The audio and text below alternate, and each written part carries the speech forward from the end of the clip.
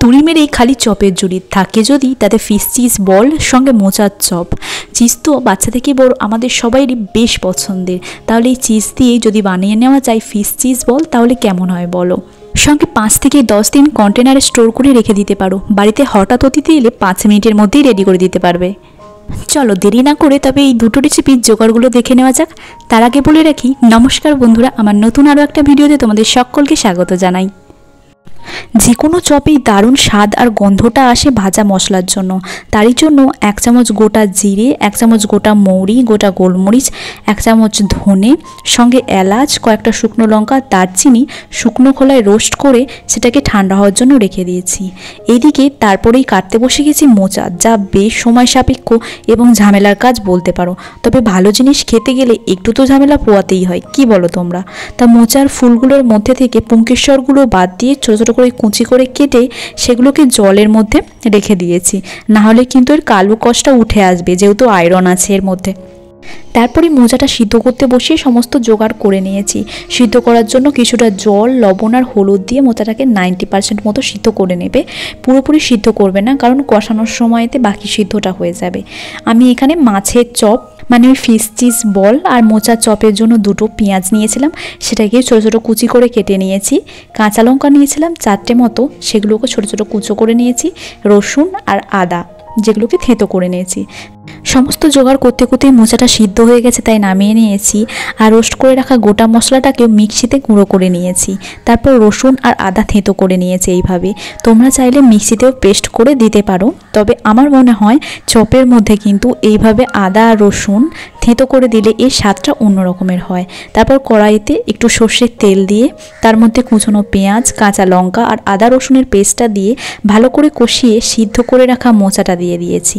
তার মধ্যেই 2টো আলু সিদ্ধ দিয়েছিলাম, সঙ্গে সমস্ত গুঁড়ো মশলা, হলুদ গুঁড়ো, লঙ্কার গুঁড়ো আর যে ভাজা মশলাটা গুঁড়ো করে রেখেছিলাম সেটা, লবণ আর নামানোর আগে চিনি দিয়ে নামিয়েছি।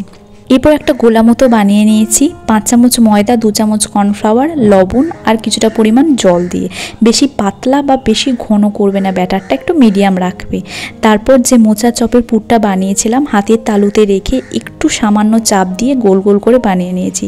সেই চপের পুরটাকে সেই ব্যাটারে ডুবিয়ে তারপরে বিস্কুটের গুঁড়োর মধ্যে রেখে এইভাবে এপিট ওপিট করে ভালো করে বিস্কুটের গুঁড়ো দিয়ে সেটাকে চাপা দিয়ে আবারও কিন্তু ডবল কোটিং করে একই প্রসেসে করে নিয়েছি। প্রত্যেকটা চপ এইভাবেই তৈরি করে নিয়েছি।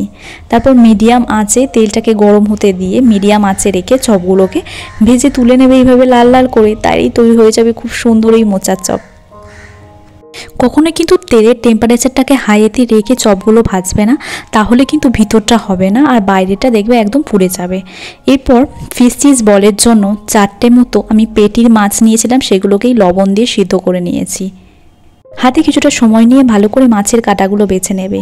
তারপর কড়াইতে সর্ষের তেল দিয়ে বাকি কুচনো পেঁয়াজ আর কাঁচা লঙ্কা দিয়ে আদা রসুন দিয়ে ভালো করে কষিয়ে সিদ্ধ করে রাখা মাছটা দিয়ে দিয়েছি। তারপর সমস্ত গুঁড়ো মশলা, হলুদ গুঁড়ো, লঙ্কার গুঁড়ো, ভাজা মশলা, লবণ দিয়ে ভালো করে কষিয়ে 1টা মতো সিদ্ধ আলু দিয়েছি।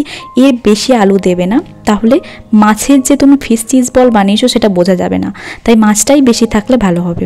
তারপর মাছের পুরটাকে হাতে এইভাবে তালুতে রেখে একটু সমান করে তার ভেতরে কিউব করে কেটে রাখা চিজগুলোকে দিয়ে দিয়েছি আর এইভাবে গোল গোল করে একটা শেপ দিয়ে নিয়েছি। আমি তো ফিশ চিজ বলটা কাতলা মাছের পেটিগুলো দিয়ে বানিয়েছি, তোমরা চাইলে ভেটকি মাছও ব্যবহার করতে পারো, তবে বিশ্বাস করো কোনো অংশে এর স্বাদ কিন্তু কাতলা মাছ দিয়ে বানিয়েছি বলে কম হয়নি।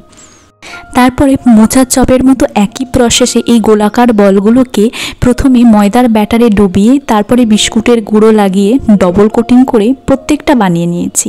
যেহেতু আমরা 2 জন মানুষ, তাই বেশ কয়েকটা ফিশ চিজ বল আর মোচার চপ হয়ে গেছিলো, তাই এইভাবে এয়ারটাইট কন্টেনারে রেখে স্টোর করে আমি বেশ কয়েকদিন রেখে দেবো। তোমরাও চাইলে এইভাবে রেখে দিতে পারো, আর বাড়িতে অতিথি এলে গরম গরম তাদেরকে সার্ভ করে দিতে পারো, যা 5 মিনিটেই কিন্তু রেডি হয়ে যাবে। আজকের ভিডিওটা হয়তো একটু বড় হয়ে গেছে, তবে যে 2টো রেসিপি তোমাদেরকে শেয়ার করলাম এই একই প্রসেসে বাড়িতে অন্তত একবার ট্রাই করে দেখো, বাচ্চা থেকে বড় সবারই খুব পছন্দ হবে। একবার বানালেই বলতে বাধ্য হবে হয়ে যাক তবে আরও একবার।